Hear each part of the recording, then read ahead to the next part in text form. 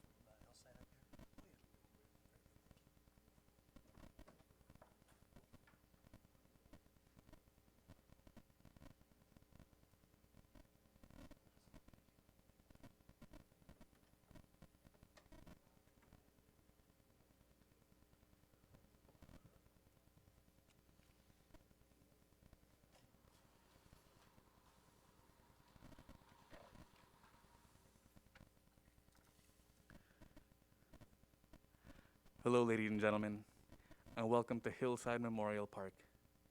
Thank you for gathering today at the honor of the life of Stephen Lesser. Before we begin today's services, I would like to remind everyone to silence their phones or turn them off completely.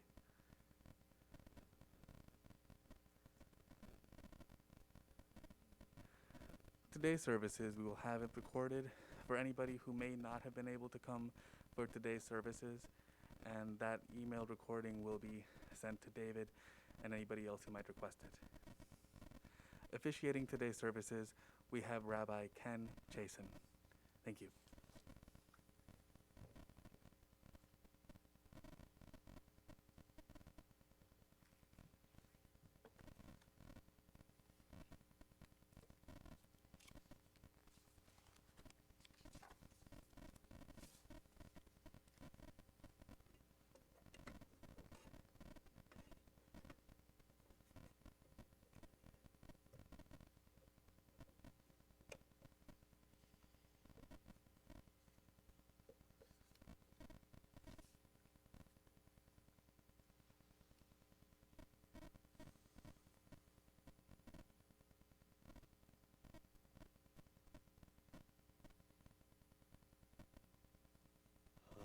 Adonai roi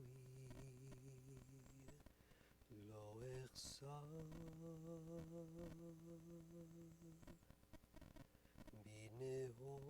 binehod yarbitseni al mei menuchot al mei menuchot ינעלני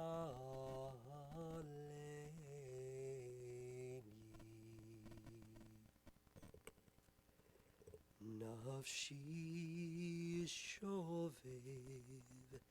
ישובב ינחני במעגלי צדק ינחני במעגלי צדק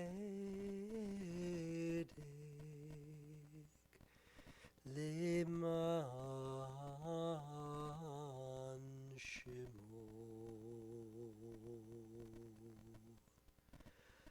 גם כי אלך בגיא צל מוות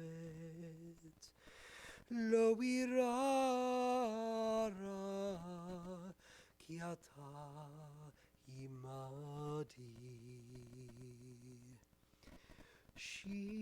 שבטך ומשענתך המה ינחמוני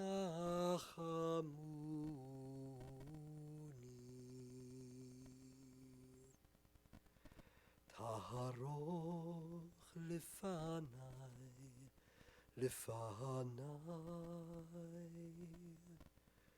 שולחן נגד צורריי דשנת והשמן ראשי כוסי רוויה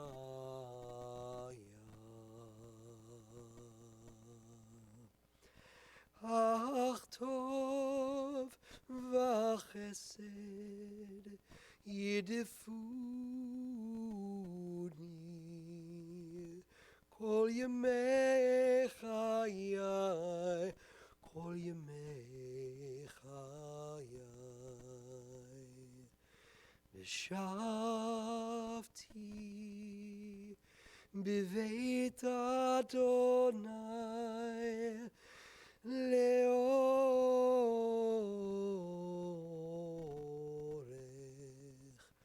ימים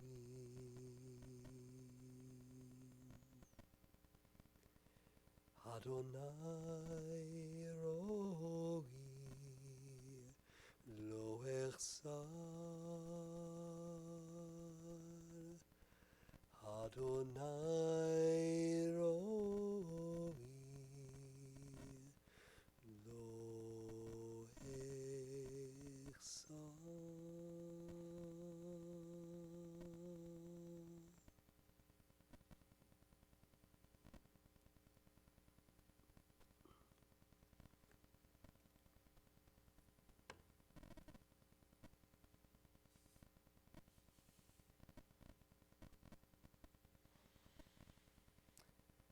Today is our day for sharing memories of Stephen. Memories that possess the power to bring us comfort in his absence. Memories that possess the power to remind us of all the ways in which he will continue to be present. Hard as it is to breathe in the deeper truth that comes with our understanding that Stephen is really no longer here beside us. We are called to this challenge of memorial, to grieve what is gone from our lives today, and to savor and affirm and even celebrate all that will never ever be gone. And so we begin that quest with the familiar words of the psalmist, sung moments ago in Hebrew, words of reassurance that we will not be alone in walking that fine line between remembering and surrendering Stephen. So I invite you to join with me, if you wish, in the English translation of these familiar words of the 23rd Psalm. You can find them in the prayer booklets at the top of page 14.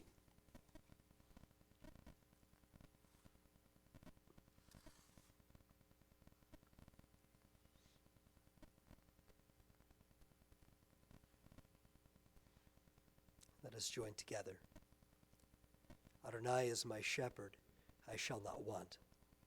God makes me lie down in green pastures, leads me beside the still waters, and restores my soul. You lead me in right paths for the sake of your name. Even when I walk in the valley of the shadow of death, I shall fear no evil, for you are with me. Your rod and your staff, they comfort me. You have set a table before me in the presence of my enemies. You have anointed my head with oil. My cup overflows. Surely goodness and mercy shall follow me all the days of my life, and I shall dwell in the house of God forever. This day, which has awaited us for weeks now, at last gives us the sacred opportunity to sit with our search for affirmation that the good and humble qualities that so dignified Stephen's life will persevere both here in the deep wells of our hearts and also in the very highest places where Stephen's soul and legacy will be received with love. There are some who imagine that such a safe and honored place for all of eternity is secured by the prestige and prominence of a person's reputation. But our tradition plainly teaches otherwise. The godliness within us is measured not by our distinction, but by our decency. The psalmist makes that message clear when he answers the question that tugs at us all when we lose a cherished loved one. Adonai mi yagor b'oholecha, mi yishkan b'har kodshecha. O God, who may dwell in your house? Who may dwell in your holy mountain? Who receives that coveted, everlasting place alongside God? The psalmist tells us who. Those who are upright, who do justly, who speak the truth within their hearts, who do not slander others or wrong them or bring shame upon them, who scorn the lawless but honor those who revere God, who give their word and come what may do not retract, who do not exploit others in any way. Those who live in this way, says the psalmist, they will never be shaken, and God is their inheritance. So we find some measure of comfort today in the knowledge that the special embrace of that which is most eternal is reserved for people like Stephen Lesser.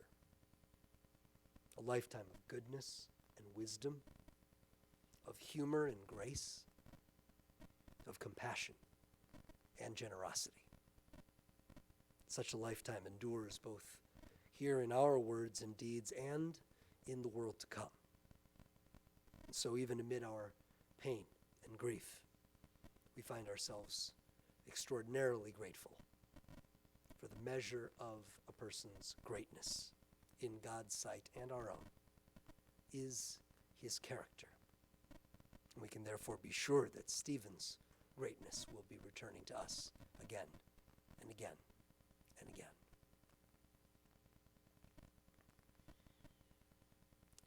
Stephen and his family have enjoyed very long time, deep roots in our congregational community. And so I wish to offer these words written by my predecessor as our temple's senior rabbi, Sandy Reagans, who was their rabbi as well. He wrote, "Would that the people we love and need could be with us always, but that cannot be no matter how much we wish it so. Why is it this way? We do not know. We will never know. That is the central mystery of life. All we can do is cherish our loved ones until the time comes, as it must, when they are taken away from us.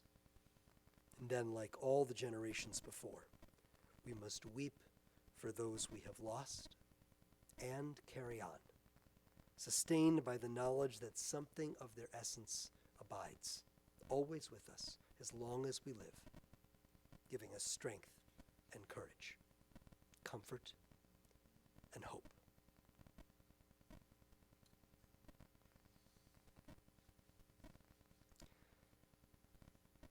During this past month, as I, like all of you, began to try to adjust to the hard reality of Stephen's passing, and then began to imagine this day, when we would celebrate his life and legacy, I found myself thinking of a particular passage in the Hebrew Bible, words from the book of Proverbs, in which wisdom is referred to in human terms.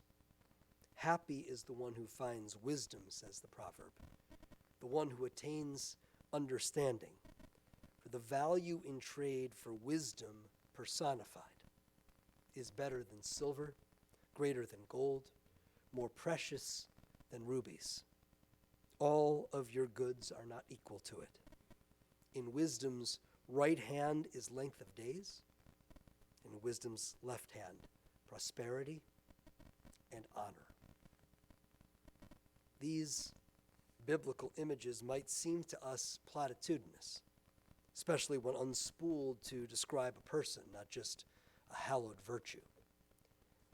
But today we can understand that ancient proverb perhaps as never before, for it describes in very particular terms one who embodies wisdom, one who personifies it. And in Stephen, we were most certainly blessed to know such a man. And the story that he lived, decidedly on his own very unique terms, for 81 years. That story is very much exactly as the Bible described it. Wisdom, the person who embodies it, knows the gift of happiness, contentment.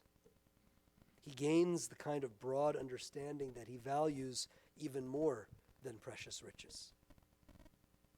He is blessed with length of days and fills those days with goodness and with curiosity. And he tastes the blessing of prosperity and models the honor of sharing it with others. If wisdom was a human, as the book of Proverbs taught, that human was Stephen Lesser. Stephen was born here in Los Angeles in 1939, and even as a very young man, his inquisitive spirit and his zeal for knowledge resided at the very heart of his life. For this, he studied at UCLA, at Stanford, at Johns Hopkins University, earning a master's degree in international relations. The learning that he did wasn't just about the content. It was also about the people, the models, who would kindle in Stephen the varied fires that would burn within him for the rest of his life. For instance, it was during his time at Stanford that he came under the tutelage of the legendary civil rights activist Allard Lowenstein, he who went on to appear on President Nixon's famous enemies list and later was our country's representative to the UN's Human Rights Commission. When Stephen encountered the great inspiration of Lowenstein as a young collegian, he enlisted himself in the Mississippi Summer Project, registering black Southerners to vote, taking his place on the front line of a fight which began then but reverberates anew today. Already Stephen was discovering that wisdom wasn't just a matter of collecting information. It was about what a person does with that information. The claim that knowledge places upon its possessors actions in the world. Stephen felt that claim very deeply. And so it can be no surprise that once he was schooled in the discipline of international relations, he committed to growing the number of languages he could read and speak, and he set out to serve in the State Department as a Foreign Service officer in Japan. And of course, we knew that this was an appointment that changed the course of his life. He fed an endless fascination with Asia through his continued studies. Yes, but even more so through his sense of duty, as he took on board service at countless organizations and funded an endless array of institutions that advanced the lives of Asians and ensured that their stories would be robustly told. And he did this on the more formal level as a philanthropist and board member at places like USC's Pacific Asia Museum, UCLA's China Center, and the Johns Hopkins Nanjing Council, among many other organizations. But he also did it on the most informal and most humbly anonymous level as well, without any fanfare, often without anyone's knowledge. Stephen would step into the void to do the little things that change lives forever. He would personally support Vietnamese families as they migrated to New Hope on our shores, ensuring that they would have the chance to get settled and established in a manner befitting the dignity they deserved. He would do the same for Jewish families coming from the former Soviet Union. He did this not for anyone's recognition. He did it because he had become wisdom personified. And knowing obligates a soul, a conscience, to act. This was the story of Stephen's life. With a singular devotion, he placed learning at the very center of his life. Through an endless array of books and a voracious curiosity about languages and cultures, an insatiable devotion to world travel and the doors that it could open, Stephen sought to grow as a person and then extended that growth out into too many directions, even to hope to count, always with the humility that belied the grandness of that commitment. He would probably be no fan of such plaudits even here today, but still it must be said. Stephen spent his life very quietly making other lives better. That is how he spent his days on this earth. Even in his appearance and demeanor and self-deprecating comportment, he demonstrated his determination to steer the focus away from himself and toward those whom he would help. He was a loyal and caring member of his family, to Belinda, to David and Elizabeth, to Jim and Jeff and Joshua and Matthew and Megan and his many cousins. We will, of course, hear from a number of his loved ones here today. And he was a cherished friend who treasured his engagements with others and was treasured by so many, seen here as well today. But most of all, Stephen was an understated man of wisdom who mustered the same humanity for the waiter who served him as for the leaders of the great institutions that he funded. and his largesse will go on changing far too many lives to number, most of whom will never even know that it was Stephen who did the changing for them. Anyone seeking the illumination of the arts at LACMA or the UCLA School of Music, the Wenda Museum, or from the documentaries created by the filmmakers whose programs he funded, they will be changed by Stephen. Anyone benefited by the commitment to justice embodied at Leo Beck Temple or at the Liberty Hill Foundation, or through the furthering of the power of medicine, or especially those whose personal stories as refugees were so profoundly impacted by his dedication and kindness, they will be changed by Stephen. Anyone hungering to know more, to grow in sensitivity and sensibility about others in the human family, especially the graduate students and researchers in Asian studies at UCLA and USC. They too will be changed by Stephen. George Eliot once wrote that the growing good of the world is dependent upon unhistoric acts.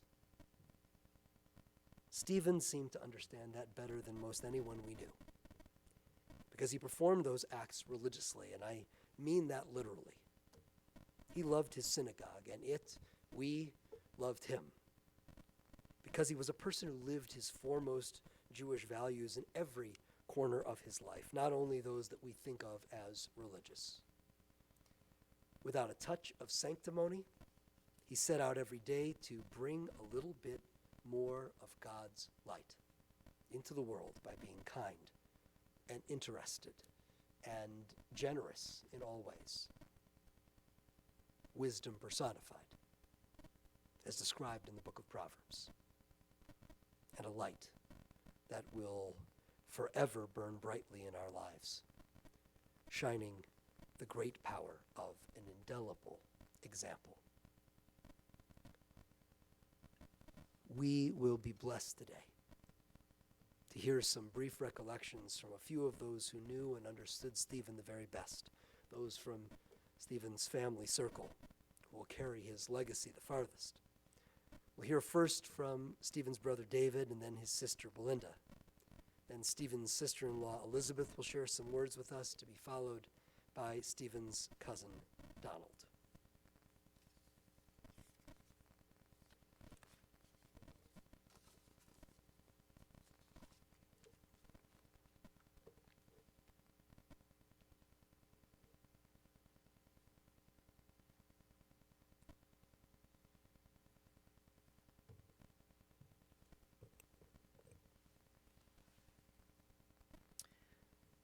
Thank you, Rabbi. That really captures Stephen beautifully. Thank you to all of you for being here today. Frankly, we weren't planning on a public service because of the pandemic, but I did want everyone here to know that we are planning a celebration of Stephen's life in the fall. If you didn't have a chance on your way in, there are cards in the back and the outside where you can write your email address to make sure that you're included once we arrive at the place and the date. It was often fun to watch Stephen encounter people who he had not previously met and see their reactions to him. What would they see? They'd see someone who was often quite rumpled in his clothing, disheveled, with his disheveled hat, perhaps a pouch with his glasses, and of course, a overladen book bag, overstuffed with magazines from all over the world, along with newspapers and his latest finds. They had to have been thinking, who is this guy? But very quickly, Stephen, particularly if that individual was from a foreign country, would pick up on that and probably speak in them in their native language, because he spoke so many languages. He might ask where they were from, and if he hadn't actually been to their hometown, he would know of it, he'd know of the politics of the place, he'd know of issues related to them personally. Then would come the self-deprecating humor. He would connect with these people and establish a bond regardless of their social status. I used to love watching them. In the final months of Stephen's life, he didn't expect to die. He had good days, bad days, but he was lamenting on what his legacy might be. He was sad. He felt that he had never really had a career. In some ways, he wished he had stayed on in the Foreign Service or gone into academia. But in our conversations, we would start talking about what Rabbi Chasen just described, how he would have this immediate impact on people. As was mentioned, he adopted originally Soviet Jewish families that were immigrating to Southern California. He didn't just sponsor them, he got them set up in their housing, brought them groceries, helped find them jobs. Same was true with Vietnamese refugees. He would get them settled, more than one family, find them jobs, bring them food. The Cambodian community, he was on the board of the United Cambodian Community in Long Beach, working on support services for these immigrants once they arrived. He, throughout his later years, sponsored stipends for students to study and travel abroad at USC, UCLA, as well as in his beloved Johns Hopkins, where he went to SAIS and really learned about the world and opened doors. He also was involved with the arts. I mean, he loved his involvement with the Pacific Asia Foundation before it joined USC, as well as the Vendée Museum, which explores the Cold War. He touched people. We'd often go through this conversation and he's sort of, yeah, maybe I did have an impact on people. Thank you again for being here today. And again, we'll have more of a celebration of Stephen's life at a later day. I think my sister Belinda will speak next.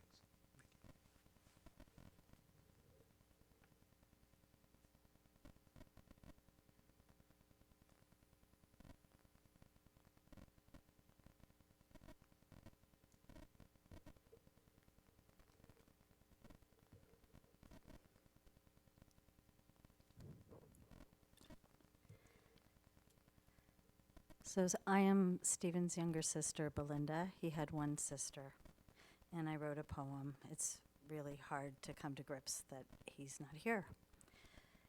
Stephen, you called me Thumper before I was born.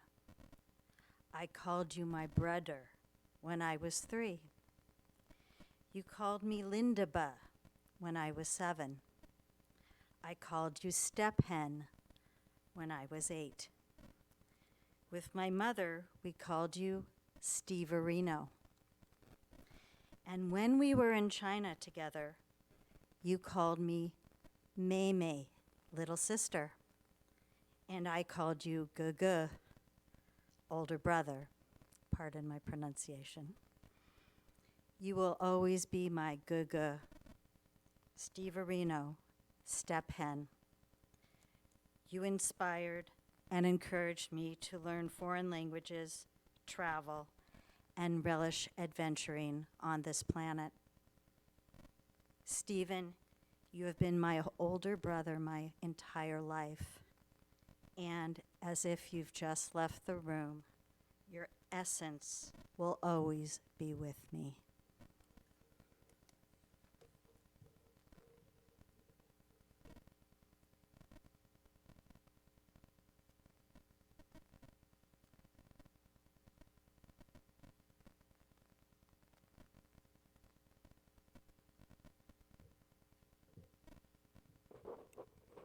Wow, there are a lot of people here.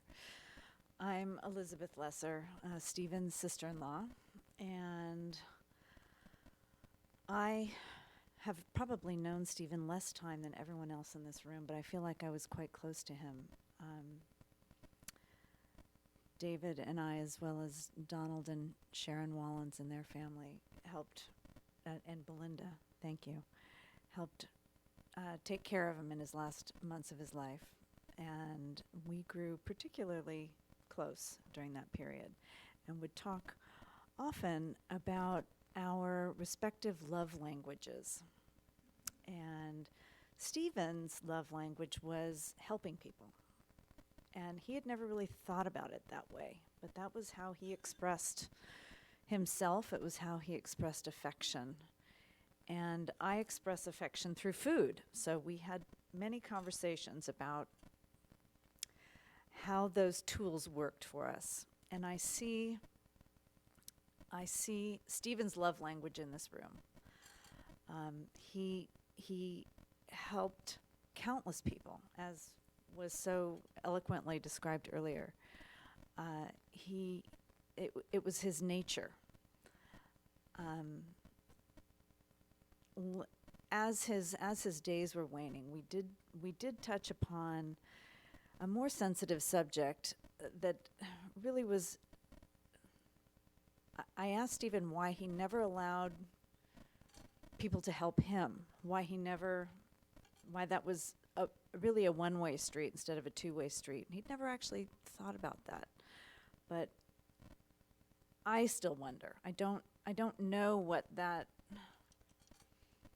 why he built those barriers and why he kept people a little bit at elbow's length and why he had so many spokes to his family and friend tree. And he was the center, and he had countless spokes that only occasionally, usually on his birthdays, intersected, where we all got to be together and meet and socialize for the 2 hours or so of the event, and then we'd go our separate ways, and 5 years later we'd do it all again. Unfortunately, this is one of those times where his spokes are coming together around him and we're tightening. But I am thrilled to be here with you, and it really is a testament to Stephen's life, how many spokes he had and how many people are here and how many people he helped. And I will miss him dearly. Thank you.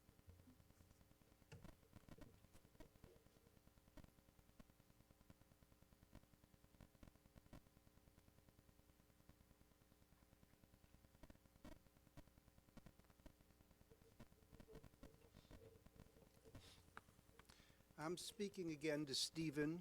He and I have spoken of all this before, but I'm doing so again today. Please feel free to listen in. Stephen, my cousin, my friend, my cousin. It has been a month since we spoke. It has been too long. We've known each other for nearly 60 years, from the day in 1963 when you came from study in Europe and I moved to California for my studies. From the outset, and even in the past few months, we have spent hours talking, sharing, experiencing, and remembering, and it was always good. You have been a cornerstone of our family, of our life. You've been there with us through times of joy, as well as times of sadness. You've been a pillar in our world, showing us how to be present, engaged, and involved. Our friends wanted to be with you, to learn from, and to share with you what mattered to them. Our children always wanted to talk with cousin Stephen. Sharon looked forward to regular calls with you to check in, bring us up to date, and plan for the next time your very busy schedule might include us. You've been with me talking and listening, telling and sharing over breakfasts and lunches with our family and our friends for dinner and events at home in Los Angeles and in various parts of the world. You've been deeply engaged with and enriched all the dimensions of our universe, and you have brought us into yours. You've done all of this with passion and enthusiasm. You've given of yourself in so many ways, in so many directions, reflecting your commitment to the institutions, universities, people, and causes that mattered, to making the world in which you live and have lived better because of you and who and how you are. You've shown such an interest in people and in the causes that drive them. You've brought us into your orbits of involvement and engaged yourself in ours. I used to think that your passionate quest to speak many languages was an academic pursuit. It was not. It was a reflection of your effort to speak their language, their being the people, the places, and the culture you wanted to know better. And by speaking their language, you met them more than halfway, as you always did with us. Stephen, my cousin, my friend, you are not gone. I, like everyone here, have been changed for the better by knowing and seeing and learning from you and how you have lived. None of this is forgotten, and I, and each of us, carrying forward the part of us that is you, will keep alive your memory and the values for all of our lives. That is my pledge, that is my responsibility, and that is my promise. Goodbye, Stephen. Hello, Stephen. You live on in us.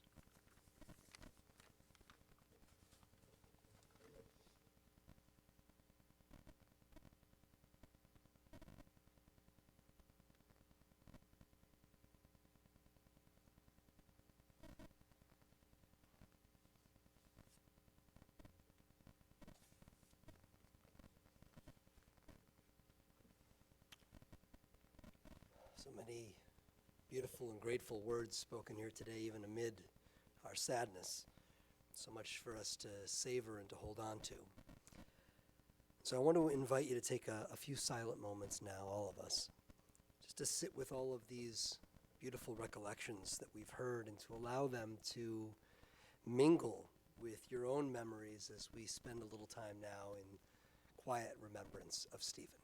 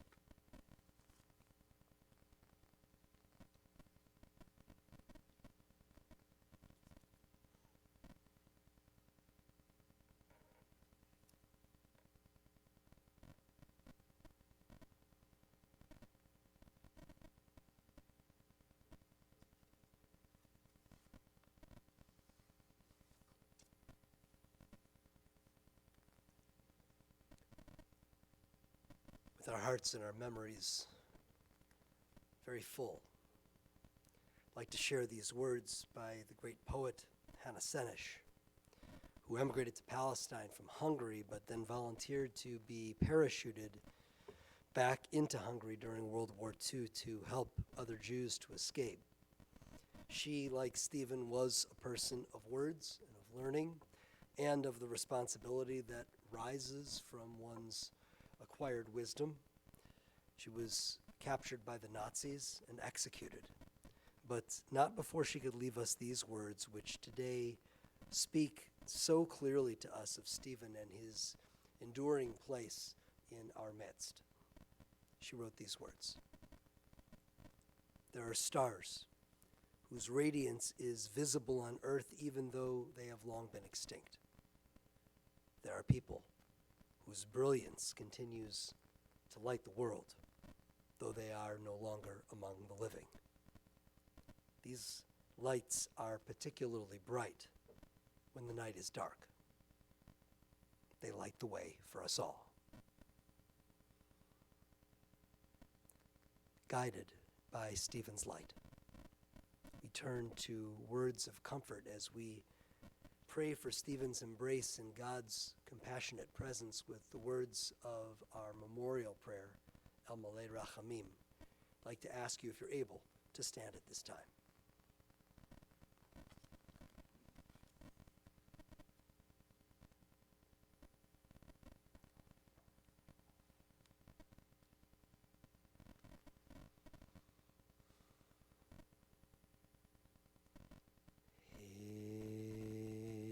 El Malei Rachamim, Shochein Mamromim,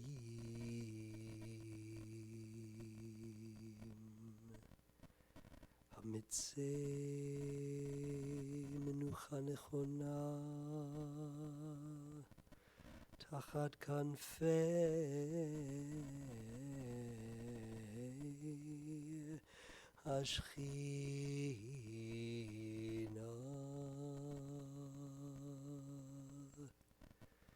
Im Kedoshim Utorim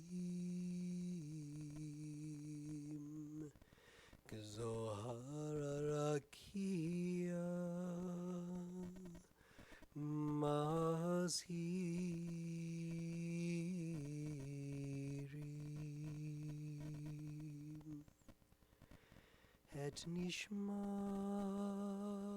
הצדיק הזה שהלך לעולמו,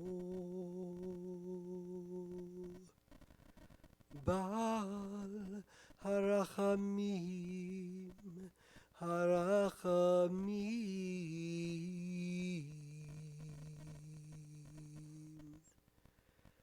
יסתירהו בשאת כנפיו לעולמים,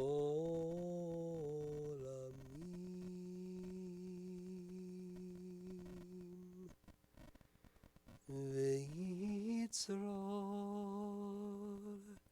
בצרור החיים את נשמתו.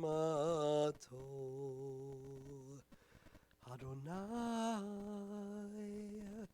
הוא נחלתו, וינוח בשלום על משכבו.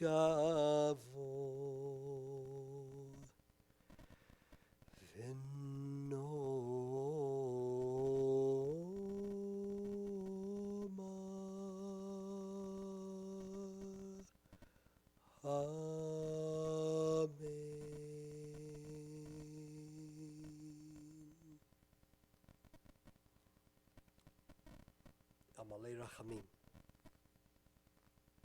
compassionate God, eternal Spirit of the universe, grant perfect rest in your sheltering presence to Stephen Lesser, who has entered eternity. O God of mercy, let him find refuge in your eternal presence, in the shadow of your wings, and let his soul be bound up in the bond of everlasting life.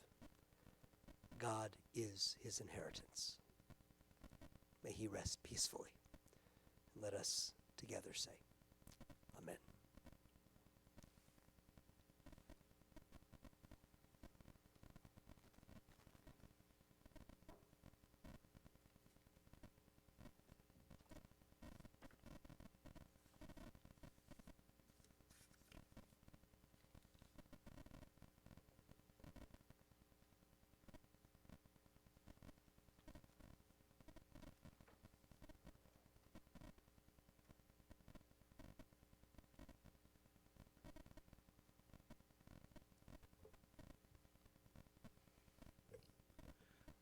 Thank you, Rabbi.